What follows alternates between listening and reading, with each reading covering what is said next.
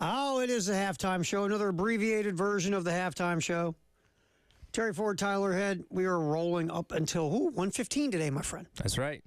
But the good news is we have a game. I was going to say, it's a lot better than saying we have a 3-hour show today, because that would mean, they got sent packing and are on a 7-game losing streak, which nobody wanted to see. That had not happened since the Nixon administration, by the way. That's what I've heard. Avoided a little bit of history, unfortunate history there. All right, ready? 1, 2, 3. To say the least. Everything's okay now for the moment. You're in the tournament. You're in the NCAA. I feel that win gets you in the dance with your metrics, and now you're not on a 7-game losing streak for the first time since the Nixon administration. I think you're, like I can say right now, if they could continue to make a run, and we'll get into the game today in a minute. But I feel like, Tyler, now they're in. And they're fine. Yeah, I think we talked about this going in. The resume was good enough, but when you're potentially talking about being on a 7-game losing streak and putting that in the hands of a committee of people that are going to judge whether they think you're good enough to be in the tournament or not, we didn't feel 100% safe and confident on that. Beating Alabama yesterday, and by the way, Vanderbilt beating Florida also helps because they now jump into quad 1. South Carolina is now tied for the 3rd most quad 1 wins out of anybody in the country, believe it or not. It's funny how those things can change overnight. So Carolina's resume looks good. Regardless of what happens, if you lose to Arkansas today and get bounced tomorrow, you still at least have that 1 win. Ended your losing streak, gives you some semblance of momentum going into the NCAA tournament next week. Where you come out with seeds and what regional you end up in, who knows? Maybe you go to Clemson, maybe you go somewhere else. Maybe you improve on your stock if you keep winning this week. We'll have to see. But just getting that win out of the way, getting back on track to a degree is a huge, huge win for this team. I think it's huge for your headspace, right? Sure. I mean, you've lost 6 straight. We talked about yesterday. It's the classic slump. When you hit, you don't pitch, and when you pitch, you don't hit. And then defensively, you make the biggest mistake at the biggest time, and then the other team makes you pay for your mistake. Yeah. That's the dictionary definition of a slump. And yesterday, they finally got some big hits. Look, Chris Veach, wow, yesterday. Once he settled in, wow. There is some kind of weird voodoo about Hoover, right? I feel like every single year there's at least one player or one team that has an unorthodox performance. And look, Chris Veach has been very good for this team this year. I'd say a lot of people would say he's probably second in line behind Garrett Gainey as the best pitcher on this staff, at least at this point in the season. He had not worked more than 2 2/3 of a game so far this season. And Kingston's plan going into yesterday was, all right, we're probably going to go with the, bullpen approach where, all right, everybody gets one time through the order, roughly 2 innings, then move on to the next guy. Veach is cooking. Yeah. And they let him keep cooking. Now they kept it. They had one hand on the hook. Oh, sure. They're ready to pull him if things start to go sideways. Again, started to let some runners on base there in the late innings where you got kind of worried, like, oh no, this could go sideways. They left him in. They let him get out of his jams. Ended up surrendering no runs through 5 2/3 of an inning. And by the way, that saves you arms for today and tomorrow as well. So this ended up working out perfectly. And hats off, round of applause for Chris Veach for an incredible performance. And hopefully this is a sign of things to come for him and the rest of this pitching staff. Because, again, these past couple weeks have been very, very rough across the board. And again, I will give, look, we picked apart the strategy of, the last game or the weekend against Tennessee. Yep. So now let's give an attaboy. Yes. Let's give an attaboy to Kingston and Williams. And like you said, you just ran with it. And you didn't overthink it. You didn't say, well, we were scheduled to do this, this, and this, and our numbers said let's do this, this, and this. And all your numbers might have been right, but you know what? Sure. My man was on a heater.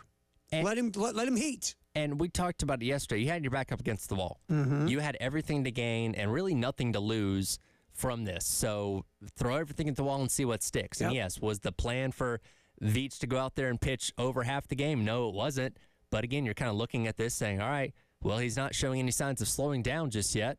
Let's see how far this can go. And again, if things got sideways, if you gave up a home run and a couple hits back to back, then all right, let's pull him. Let's get somebody else in here to work these last couple of innings. But he kept cooking, and you rode with him, and he was able to ride out the last half of that game. And again, you saved probably one or two arms that you would have brought in those late ready innings. To roll, Good's ready to roll. Yeah. I mean, and now you have, minus the guys that's played yesterday, you still have your full complement of pitchers for today and whoever you end up playing tomorrow, whether that be in the winner's bracket or the loser's bracket. Yeah, and that's what I liked about yesterday. And I always have to say this. I'm an analytic freak. I look at all the websites.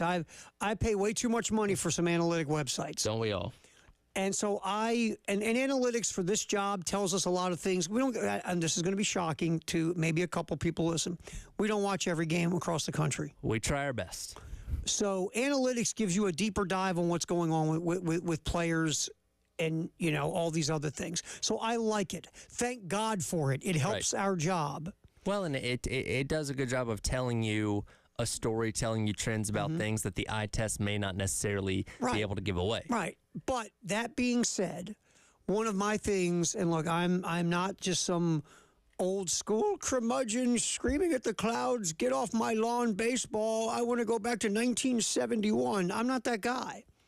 But I do have some traditions because we all of us that love baseball and have loved baseball since our childhood, there are traditions in the game that we hold dear. Sure. All of us have different ones. Yep. One of the things I've always loved is the skill of the manager to manage a pitching staff. Because I always thought there's an innate sense of the really good ones.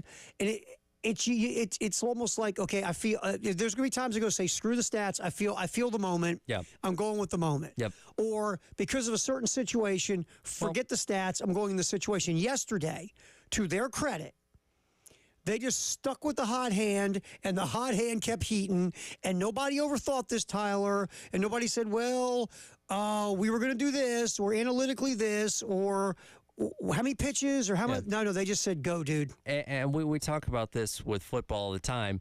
Analytics are a great tool to have. They should not be the root of every decision that you make. Because, again, based on the analytics, based on his history this season, you would have pulled him after 3 innings saying, okay, well, he's gone past his limit of what we know he can do this year. Let's bring in somebody else for these final 2 innings. And that could have gone sideways for you. And then we're not talking about them playing a game today because you got eliminated. So, again, you rode it until, and again, you got one hand on the hook. You're ready to pull him out there. Matt Williams had to make a couple of mound visits in those last couple of innings because, it looked a little skeptical at the moment, but you rode with him. You allowed him to finish out the game. And again, you've set yourself up better for these next 2 games because of that. Let's face it. I mean, you're sitting at 6-5. Yeah. And so, yes, despite the grand slam, and we'll get to that, despite the grand slam, it's a 1-run game. Becker gave up a couple of runs. SQ gave up 3 runs, 2 were earned. So, Veach came in and said this, all right, enough. Well, enough. And look, we're all sitting here watching this game yesterday where SQ gets the start, goes 1 1/3 innings, and then you find yourself down 3 runs, 3-0 at the end of the second inning. Or probably, we're all sitting here thinking, oh boy, here we go again. You're going to give up 9-10 runs, and let's hope the offense can piece something together to make it competitive. But it's going to be another long day. And then after SQ, Becker come in and did have a solid start, did let a couple runs get across the plate there. You're thinking, all right, just lock it down. Just get this game under control, and hopefully not give up too many more runs. Nobody foresaw him locking them down for the rest of the game, but that's ended up what happened. And then obviously your offense picked up the slack and were able to get you some buffer runs there to feel good about where you were going in those last couple of innings. And we talked about this yesterday going into the game. Again, Mark was saying the right things. My guys are resilient. My guys are grinding. My guys understand. My guys are, there's nobody here hanging their head. Nobody's woe is me. Nobody's falling into a funk or getting negative. We're good, because that's what you're supposed to say. Man, these guys are really depressed. They're down on each other. They hate this season. They hate this team. Like, no, you said the right things. Right, but we were talking about this. Are they truly still staying positive? Because what happened to you for 2 weeks, it's really difficult to continue to think, okay, that's it. Next game. Forget the last game. Next game is what you're supposed to feel that way, right? Right. But can you truly not fall into the, oh my God, here we go again? You're down 3-0 yesterday, Tyler. Right. Here we go, dude. Ready? Here we go again. Yep. I mean, Alabama, who's not, if you look at fielding metrics, they are not one of the better fielding teams in the SEC. They look like they had a bunch of Gold Glovers out there in the first couple innings. So Alabama's making defensive plays. They're up on you 3-0. Your starting pitchers hit a couple of dudes. I mean, you're going like this. Oh God, here we go again. But to the Gamecocks' credit, they did not do that. They came back out there. You're down 3-0. You get a home run from Petrie. You also get a home run from Casas, and then the big shot. Our guy with the slam, Dalton Reeves. Did you hear what Wes said? No. A little bit earlier. So he went to the welcome home event with Beamer. We have some sound from Beamer that we'll probably get to here in a little bit. But he was obviously listening to the game on the radio when the Grand Slam happening. We're blowing up our text messages and stuff like that because we've been waiting to do this all year, the entire year. By the way, shout out to our guy Philip for winning the contest Congrats, this morning. Phillip. But Wes said when he got to the welcome home event, like people were coming up to him like, "Hey, somebody finally won all that money from Palmetto citizens, right?" People, if you want to advertise with us, there's no better way to do it than a contest. Yeah. Because it takes on a life of its own. You become associated with that contest, and when it finally happens, everybody's going to be talking about it. Absolutely. Just like the Lawyer Lisa special teams touchdown contest in the press box. When South Carolina finally scored a special teams touchdown, the Pots at 1,000. People and again, we talked about this when it happened. The press row is not a place where people typically are the most we're supposed to animated. Be professional. Right. Everybody, shh, shh, shh. When that touchdown happens, you were talking about how people are coming up, the media people. Hey, finally got the touchdown. Hey, $1,000. Hey, and that typically doesn't happen in a press box. No, it doesn't. But the contest starts to build. We had Philip, the winner. It's funny, Philip was on this morning with Bill and Preston and Jen, and we thank Philip for jumping on too. And Philip said, he heard it. They were doing the drawing. He gets out of his car. He goes to the app because he wants to hear the drawing, and then he hears he won. Right. And and he said he started qualifying once it got to $500. He said it's like the lottery, man. Once the pot starts building, you got to get in. I was gonna say we see these like $1 billion lottery prizes. I'm like, I know my odds aren't very good, but I can't not try, right? Right, I've got to, right? And so that's it. And you hit it perfect. These things take a life of their own. And once this baby got even past the lawyer lease $1,000 and started growing and growing, and yesterday I was upstairs talking to our grand poobah of our market here, and I said to her, I'm like, yeah, last day of the contest. Look, we're going to have to figure out some creative way to give away $1,350 because we're not giving it away today. We've been waiting all year for one of these. So we got to get prepared. How are we going to give this away, once it's over? Because we got $1,350 from, First Palmetto that we're going to have to, hand out to somebody. Then the Grand Slam happens. I turned her, because her office next to mine, I turned her, I go, by the way. We're good. We're good. She's like, what? I said, Grand Slam. But it was fun, and it's cool too when people like at that event with Beamer, are buzzing about it. It's funny, but yes, we got a winner, Philip. Thanks. And look, if you're one of the I lost thousands of people who got into this thing and qualified, we thank you very much. Thanks for jumping in and playing and getting involved and having fun. And obviously, First Palmetto thanks you, and it just was a good time. And then once this thing gets out, did crazy numbers, then it becomes even more fun. Oh, I can't wait for our next contest. All right, so it's a good day. And look, no one's saying you've got to think all of a sudden they're going to Omaha. Maybe you do, that's fine. But just yesterday, enjoy. After what's going on for 2 weeks, I hope you as a Gamecock fan enjoyed the hell out of yesterday. You know what? The bleeding finally stopped. Yes. Is the cut completely healed? It's not, but it's not gushing blood anymore. And ready? You're 1-0. That's right. You're undefeated, baby, in the SEC tournament. We'll come back here, some sound from Coach Kingston and maybe some players from yesterday's W. Right now, by the way, LSU is up 2-0 over Kentucky, middle of the sixth. How about them Tigers waking up? I was going to say, that's a dangerous team to be welcoming into a regional here next week. They're waking up. All right, we'll come back in here, hear from Coach Kingston, also some players about the W yesterday against Bama in the SEC tournament. It's a halftime show. Terry Ford and Tyler Head, thanks for hanging out with us. Columbia, Florence, Myrtle Beach, here on the game.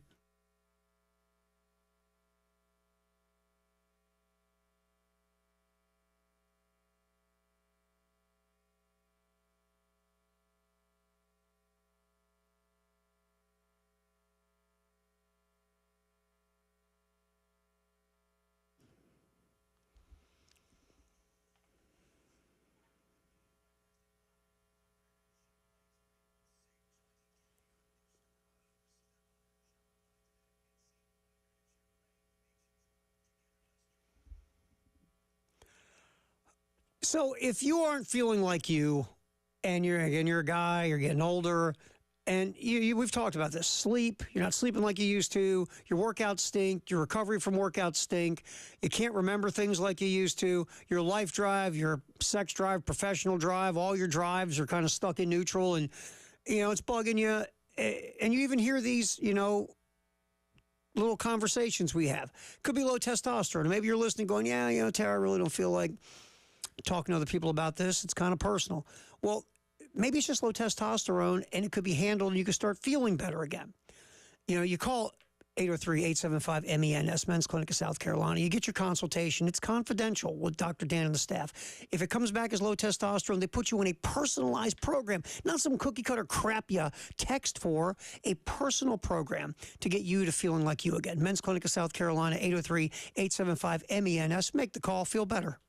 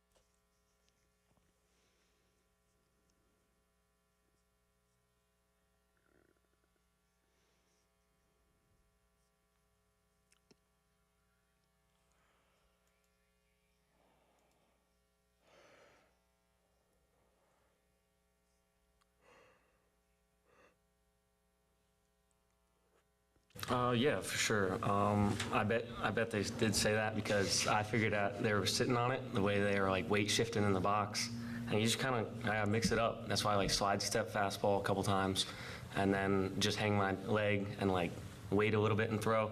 But getting ahead with the heater and like that was surprising for sure.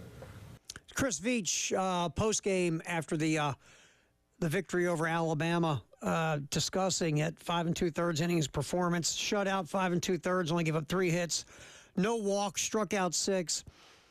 And Veach talking about the fastball. I mean, we discuss this changeup all the time because that baby is just. I mean, it's 77 miles an hour. Right.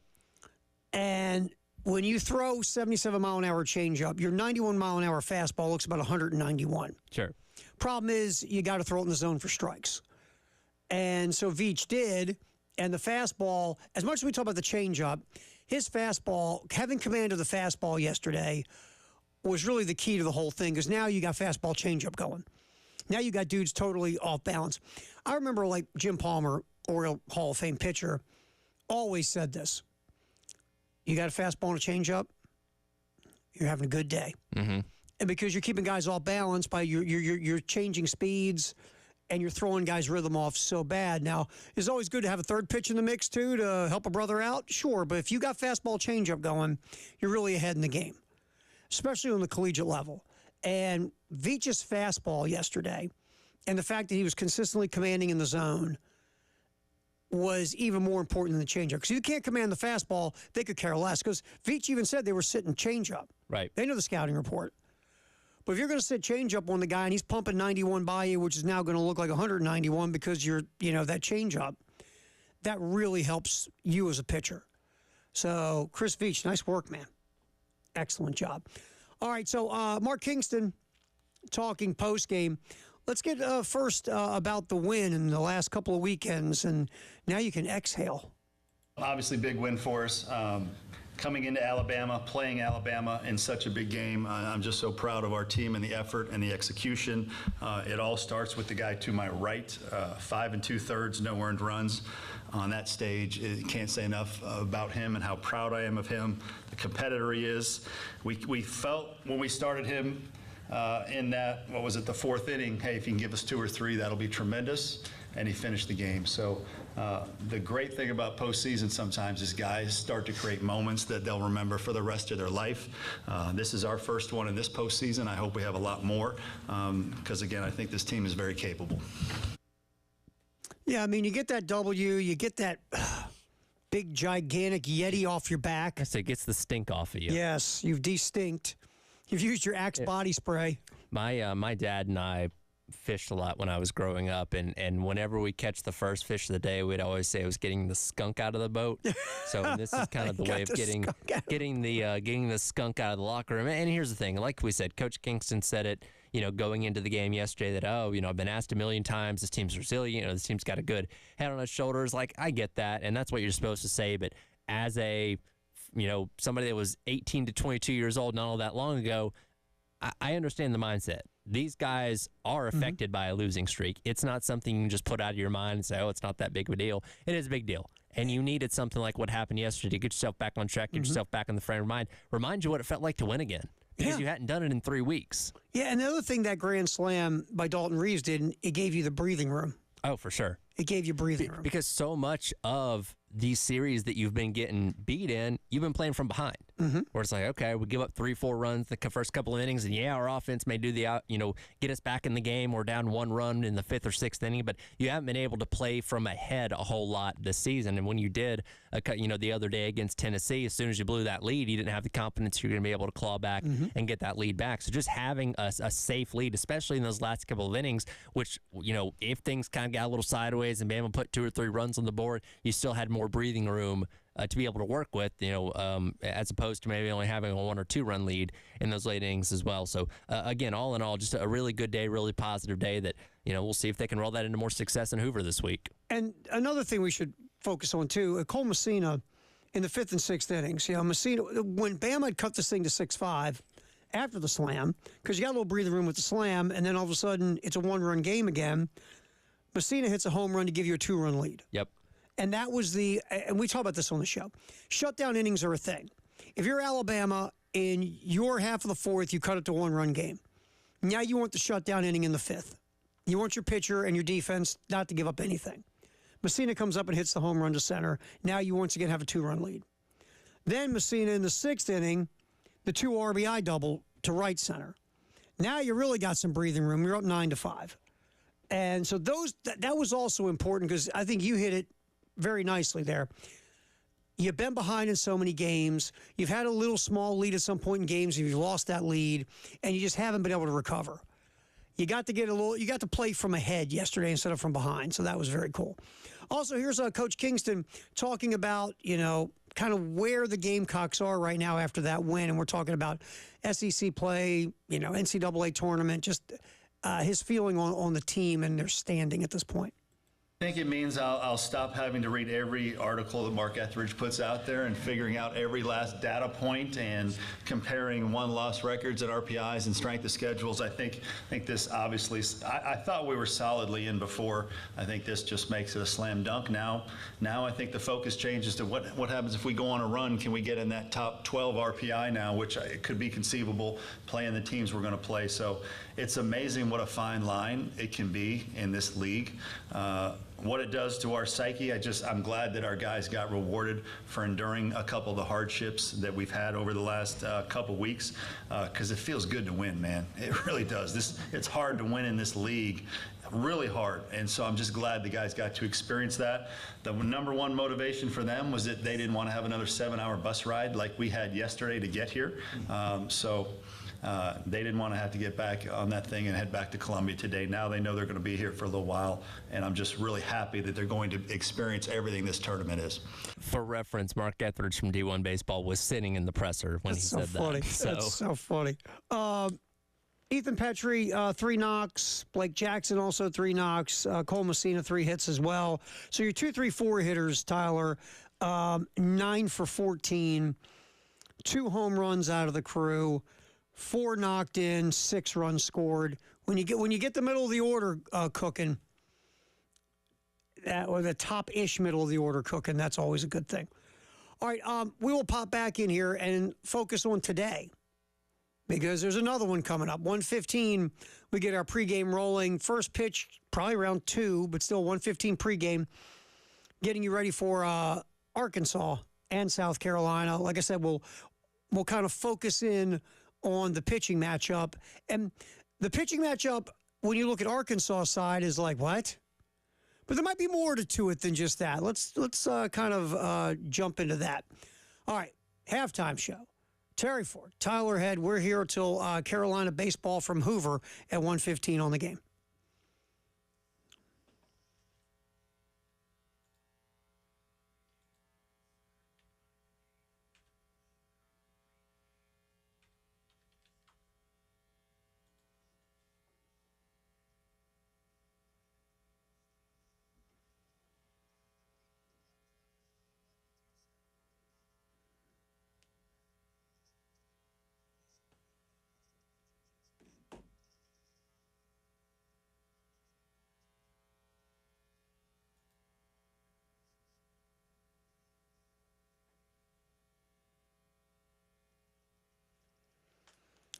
All right, whether it's plumbing, electrical, just improving the look of your home in the kitchen, the bathroom, wherever, you want people who know what the bleep is going on.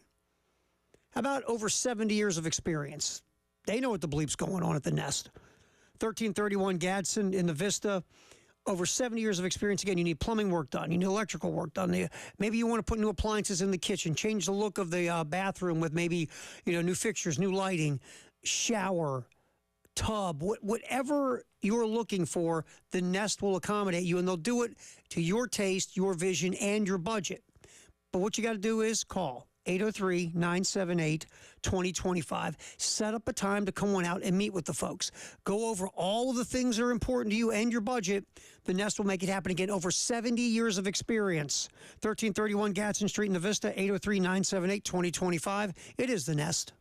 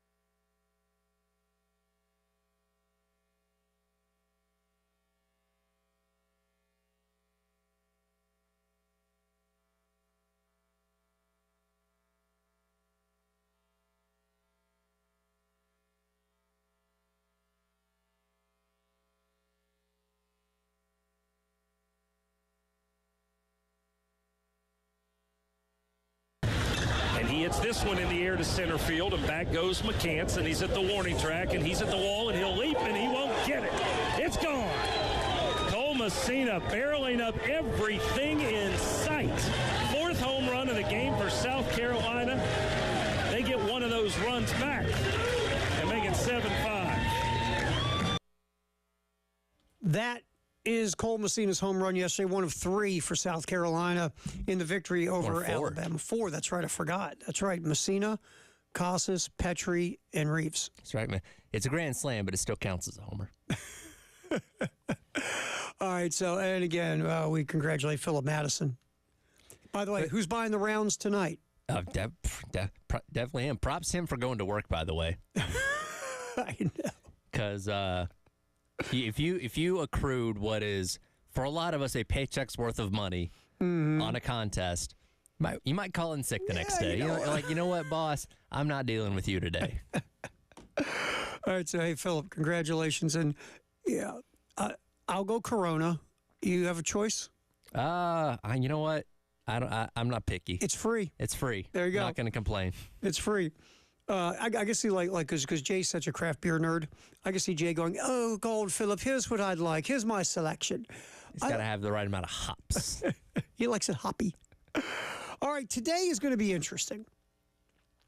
On the surface, you're looking at Arkansas starter and you're going, "Yeah." Ben Bybee, 2-1, 6-run ERA, 24 innings pitched, 9 walks, 31 strikeouts. A guy who has been kind of not even their first selection of midweek starter, a guy that has been a midweek starter, but a guy. Well, I think he's got one.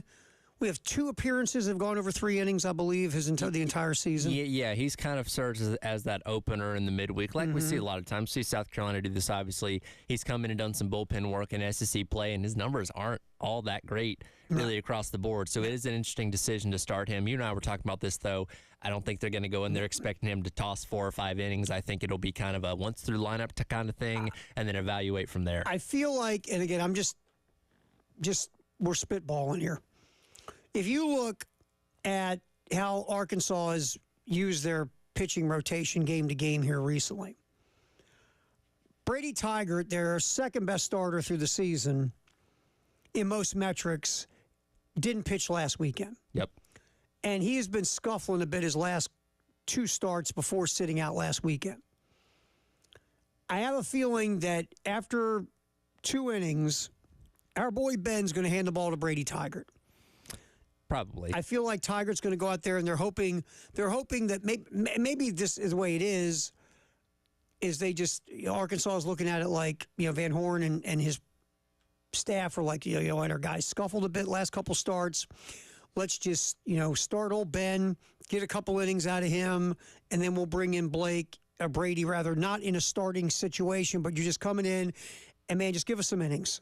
Yeah. And I feel like that's where it's going to go. And Tiger didn't pitch this past weekend against Texas A&M. That kind of has the makings of, and we saw this season ago with, Will Sanders, where it's like, hey, sit out the series, let's get your mind right, let's get you locked in for not only the SEC tournament, but also the postseason, which, Arkansas are going to be hosting here in a little over a week's time, themselves. So, I expect him to do the bulk of the load today, with pitching, and he pitched against South Carolina earlier on the season. Good outing, 6 innings, giving up 4 hits and just 2 earned runs. So this is a guy that South Carolina has seen before, and we'll see how they handle him today. Again, we don't have any inside intel, no inside info. The best thing, you don't have to go up against Hagen Smith. You dodged that bullet at least. Woo! Somebody else is going to face that that bullet later in the week. Not to say they're overlooking South Carolina, they have bigger fish to fry. Yeah, and if you throw Bybee out as your opener, and then because Taggart hasn't thrown in 11 days, I feel like that's going to be the play. And this is just us throwing stuff against the wall. That Bybee will start, Brady Taggart will come in, take the ball, 3rd inning roughly, and you think Arkansas is going this way. Hopefully, in a perfect world, you throw us 4 good innings. We get your mind right again to go and move on into the NCAAs. And here's the interesting thing as you get deeper into this SEC tournament. Look, everybody wants to win, right? Everybody wants to win every game. Everybody wants to win the trophy and all that kind of stuff. when you're facing some of these teams that know no matter what happens to them this week, they're still going to be hosting. They're still going to be one of the top national seeds in next week's NCAA tournament. Not saying that they're not going to try hard, but they may not go to as great of lengths to try and win a game in the tournament as a team like South Carolina might, who has a lot more to gain from winning more games this week. You know what I'm saying? Mm-hmm. Sure. And that's why there's so many different things going on here. So it's not just cut and dry, just go win a tournament. I mean, South Carolina in their heyday could care less about the SEC tournament. Sure. They didn't need to. They didn't worry about it. Didn't need to. It was like, look, let's just go and get this over with. Then we get to the big show that we want to go win. So different teams have different agendas at this thing. I mean, Georgia lost yesterday, but they're in. They know they are. They're fine. Yeah.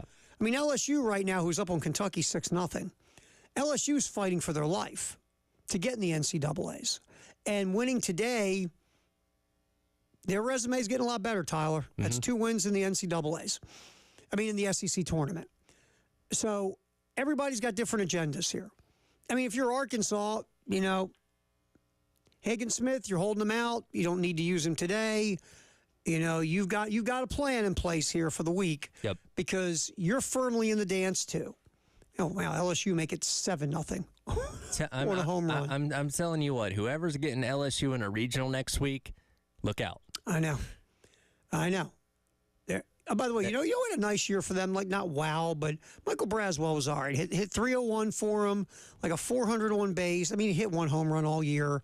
But yeah, Braswell was okay this year. Don't say that too loud. I know. People are not happy about that. Well, you know what? He looked at it like he just wasn't. I mean, let's face it. I know. He didn't have to say, I want to go play for a team that knows how to win. Yeah. He would have not said that. I think people would have been more okay with it. But don't burn your bridges. Well, to me, what's fascinating about him, and this is where it feels, that's coming from the world of butthurt, right? Yeah, sure. You were everything when you first got here as a freshman. His non-conference, that non-conference schedule 2 years ago, he was closing games. He was playing short. He was, he was ripping the ball all over the park. He looked like, people were saying this, Tyler, wow, I hope he doesn't leave and go 1 year at JUCO to get to the draft. Right. That's how good his start was as a freshman. But then once he got an SEC play, and then his sophomore year, he got beat out of 2 positions, but because of injuries, he stepped up and he was a contributor. It feels like that was from butthurtness, because not to be mean, South Carolina's done some winning, man. They have? They've done some winning. So that was but again, we're looking at a guy, 20 years old? Yeah, we all say dumb things, and it was, I don't even remember what the context of the question was when he said that, but I'm sure if he had a minute to think about it, he may not have put it exactly that way, but you can't deny, look, LSU, a very good historical program, obviously won the national championship a season ago, lost a lot of good talent, including Paul Skeens. You know they're going to take a step back, and this season probably went a little worse than most people expected it to, but they are catching fire at the right time. Yep, they are. And if you're a Gamecock fan and you don't like Michael Braswell, I see why you don't. He took a shot at your program. Totally understand it. But yeah, I just looked up at LSU. I was like, oh, that's right. I was kind of looking at the LSU, going through their stats today. I'm like, oh, look, Braswell had himself an okay year. It's all right. But if you ask South Carolina, you know, probably in the big picture of things, they're happy the way things are. Right. So, all right. So that's the deal with the pitching. Eli Jones will go for South Carolina, and the good news is Garrett Gainey got a day of rest yesterday. Ty Good got a day of rest yesterday. So, however you're going to go about your business with your pitching, and obviously you'd love to see Eli Jones throw 5 2/3 scoreless like Chris Veach, but. And here's the thing, Eli Jones, his last month of starts have not gone very well. No. There's a reason he was not in the starting rotation this past weekend. Silver lining, the last quality start he had was against Arkansas. There you go. Went 4 total innings, 7 hits, 1 run. You know, that was one of his better outings of the entire year. So maybe this is the team he can get back on track against today. Well, think about it. When Eli Jones was moved from Friday to Saturday, I don't think he's had but maybe one decent Saturday start. Maybe. Yeah, that sounds about right. And look, pitchers are creatures of habit. 100%. And you go from being the Friday night guy to the Saturday guy, And look, you're not going to say anything. You understand that it was presented to you. It's the best thing to do for the team. And you're all on board. But it doesn't say you didn't walk out of that meeting going, but I'm the Friday night guy. Right. But now you're not anymore. How does that affect the pitcher from the neck up? I don't know. Should it affect the pitcher from the neck up? No. But what did we just say about starting pitchers? Head cases. Different animal, man. So how much of Eli Jones getting moved off from Friday to Saturday affected him from the neck up? I know there was a mechanical issue that they were working on with Jones to get that right. But bottom line is he hasn't been right for a month. Right. So today you're short hooking today probably. You're not going to give him a ton of leeway if he's struggling. But you've got Good, you've got Gainey, you got a ton of options now because of what Chris Veach did for you yesterday. All right, you can listen to us in Columbia, Florence, Myrtle Beach. You can also hit the 107.5 The Game app. You just go to Google Play or iTunes and download the 107.5 The Game app. Listen on your phone, listen anywhere. Listen like Philip did today when he was winning his money. He had it on his phone, walking into work. Or, you can watch us on the Game TV. Hey, what's up? Hey, all righty. And we're there. You just go to YouTube and you can find us there. And the official way to do that, I always forget this, is at the Game TV radio. That's right. And you'll find us Game TV. All right, we got Firehouse Subtext the hour coming up next.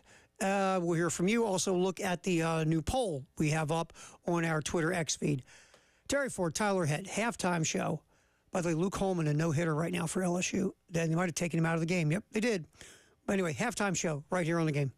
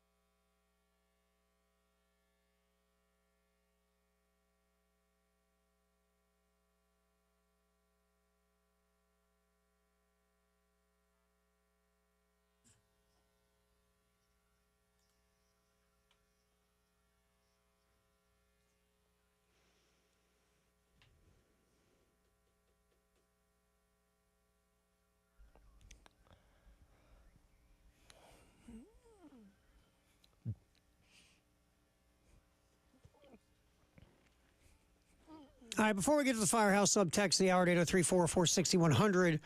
All right, so Luke Holman, who's had a really nice year at LSU. Holman was chucking a no-hitter, 6 innings, did walk 2, so it wasn't a perfect game situation, 7 strikeouts, had thrown 100 pitches.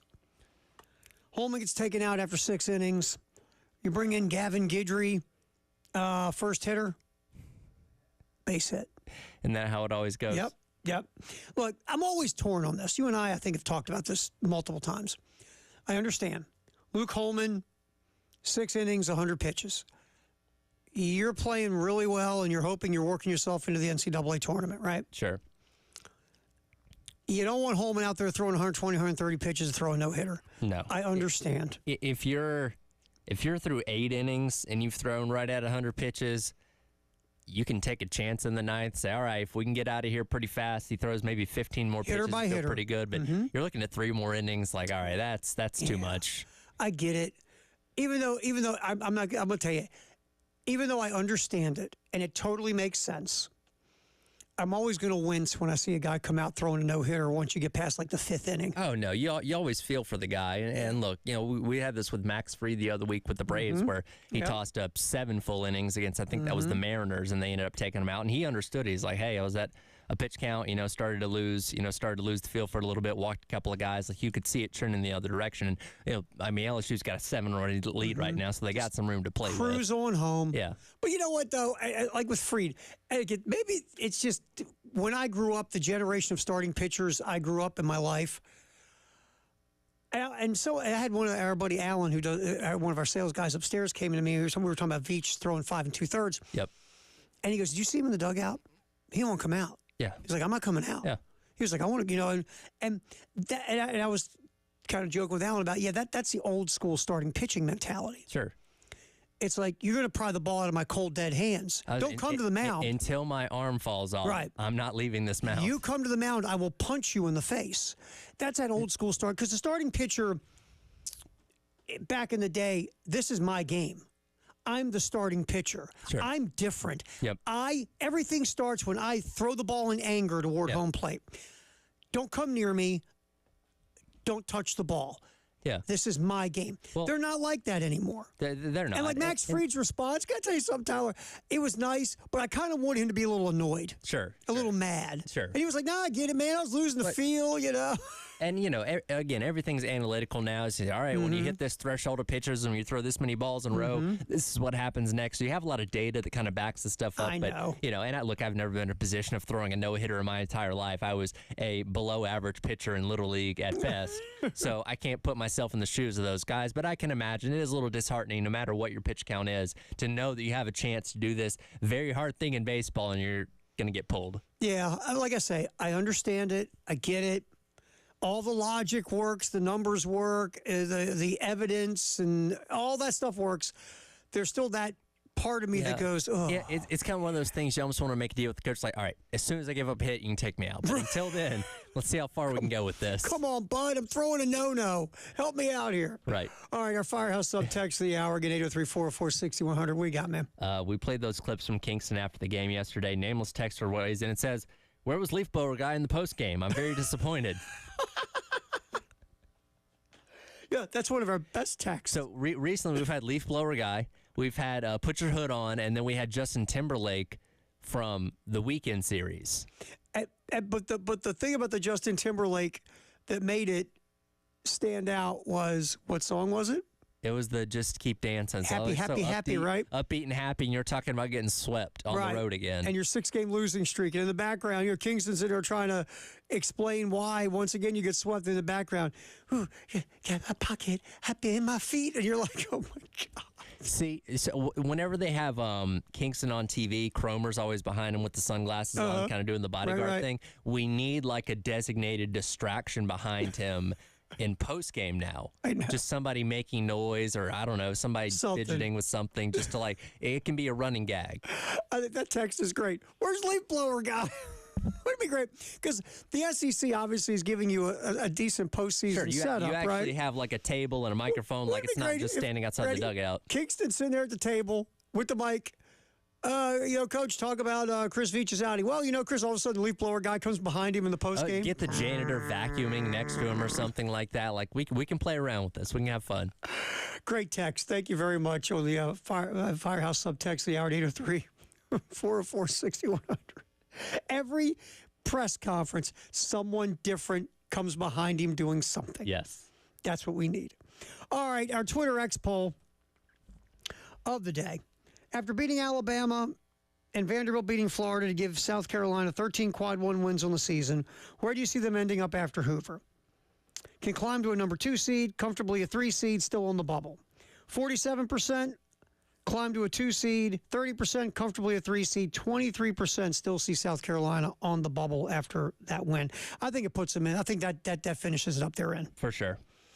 All right, we'll come back in here. Football in the 1 o'clock hour. Very short segment of that because we got Gamecock baseball. 1:15. Our coverage begins with Derek and Stewart. It's a halftime show with Terry Ford and Tyler Head. Thanks for hanging with us as we're rolling on the game.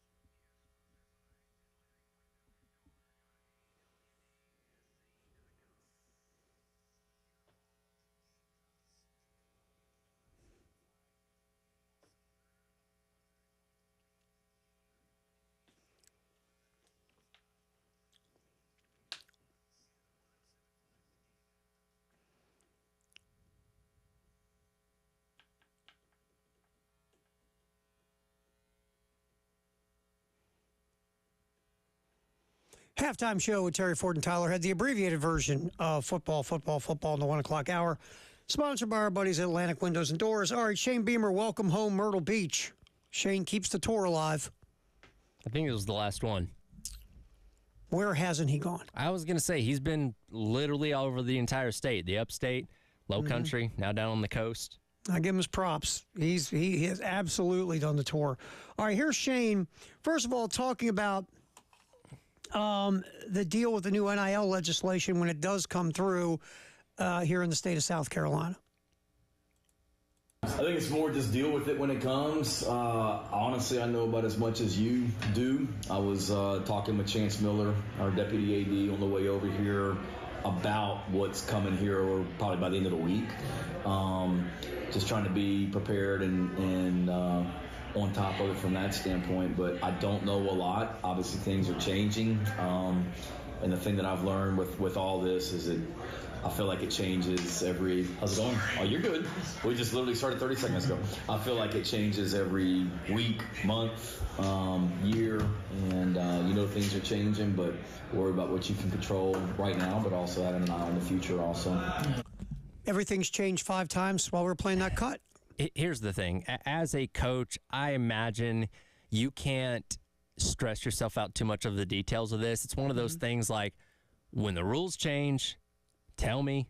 Tell me what I need to do then. But I don't think these coaches are meticulously tracking. Okay, the bill's on the governor's desk day. Right. You might sign it. That means this is going to happen. It's like, just let me know when I need to change what I'm doing, and I'll do that. Yeah, and it's all you can do. And you always hear control what you can control because it's true. Yeah. Why waste time and energy on what you can't control anyway? You just once it lands in your lap, then you can do what you can do. But I'll tell you this, the welcome home events, within the way NIL is structured right now, doing these events, getting in front of the community, that helps push people towards donating to your collectives, which, again, based on how things are right now, that's what you need to be doing. Right. Now, is that going to change? It feels like it, yeah.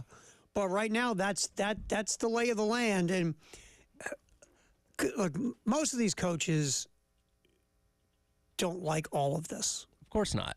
They just want to focus on coaching football. Right. You coach, you recruit. You recruit, coach, develop. You're paid to win games. And this whole new world of NIL, and look, again, we're going to see what happens to Billy Napier in Florida. We're figuring it's not going to be good. We'll get back. I don't know if not today, we'll get into that tomorrow. But, these guys are navigating waters they never ever thought they'd be navigating.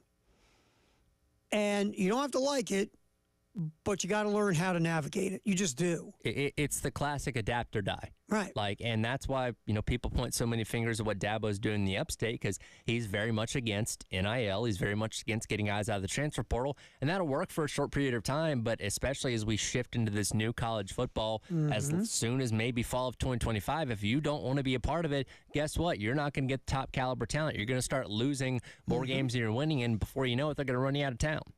And this isn't to say to be mean, but this idea that, well, you're going to come on and play for us because of the front of the jersey and because of the culture and the tradition and the history. No one's saying that isn't important to a point, but guess what? In the world of college football and really college athletics, you're going to have to bring more than that to the table if you think you're going to get high caliber talent. I think the narrative around players, and sure, there are certain players out there. I grew up rooting for a school, grew up wanting to go to a school, and they'll stay there no matter what. It's a very small percentage. I think the narrative of players wanting to play for the name on the front of the jersey, not the name on the back, should have died when Nick Saban retired. Because you are at the premier program in college football that's been at the top of the sport for a decade and a half. But as soon as that legendary head coach leaves, a bunch of guys went in the transfer portal. They are there to be developed and to go to the NFL and to play for national championships. And as soon as you start doubting your ability to do any of that, you go somewhere else. Yeah, I mean, and look, as fans, it drives us crazy because we want these players to feel the way we do about our favorite teams. And it always gets brought up. Well, back in George Rogers and Herschel Walker and these guys, they didn't have NIL back then. Nope. If they had the opportunity to benefit off their name, image, and likeness, they would be doing the exact same things as these athletes now. You can't. It's apples to oranges. They weren't playing in the same sandbox back then. You can't say, well, those guys cared about the school more than these guys did, because it's not the same world. Dude, it's apples to watermelons. And basically, the different world we see today. And if the guys had these opportunities back then, they'd have taken them. For I always sure. told my dad, because my dad, I think I told you this story on the air. My dad loves baseball and the old school baseball players, guys in the 60s he grew up watching and stuff like that. And he go, yeah, and boys in the 60s, they wouldn't have done steroids. Yeah, guess what, Dad? they didn't have them. Didn't have them. They wouldn't have been free agents. Well, guess what they didn't have in the 60s, Dad? Free agency. Same thing. Transferring was like pulling teeth back in the 80s. You had to be a graduate. There were certain schools you couldn't go to. Now you craziness. can go wherever you want Right. on a whim. Like if they had that flexibility, I guarantee you some of the best players in college football history would have been on 3 different teams. Sure, because they would have the chance to go and move themselves around. They didn't have that chance. They couldn't do it. So, no, it's not, the good old days, these players would, because they didn't have the opportunities. Yeah, because you committed to a school and you were legitimately locked in there for 3 to 4 years. Yeah. And when you transferred, it was like, what's wrong with you? Exactly. What's your problem? You know what? You're a head case. You transferred because you could not get on the field. And you're like, all right, well, I'm going to go down to the Sun Belt Conference and play for somebody else so I can actually get on the field. It's just it's such a different animal. And these coaches, you have to, like you said, adapt. You have to understand this is the world that you're now going to get, and it's never going to change. It's never going to go back.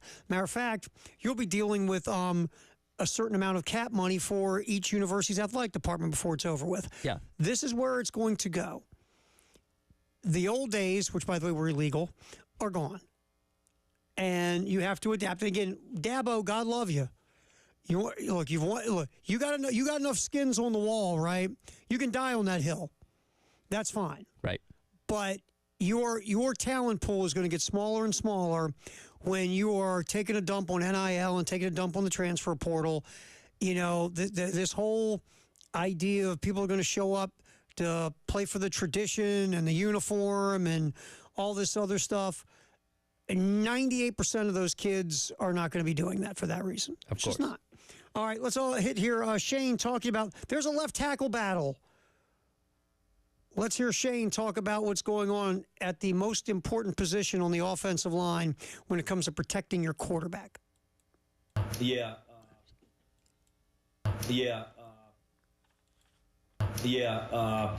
Kind of the same. Those guys are battling it out. Tree obviously started, 10 games, I think, last season at left tackle as well, so we know what he can do. And he's really working hard to take another step this year. Josiah came in as everything that we thought he was going to be. He was limited a little bit health-wise during spring practice, but this summer is really, really big for him to take another step.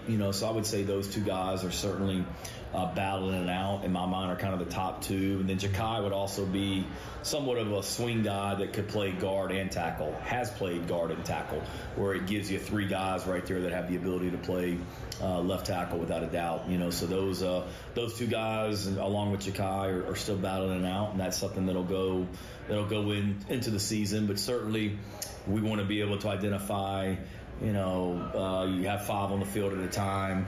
You'd love 10, but ideally 8 offensive linemen that you feel really, really solid about being in a rotation in every game.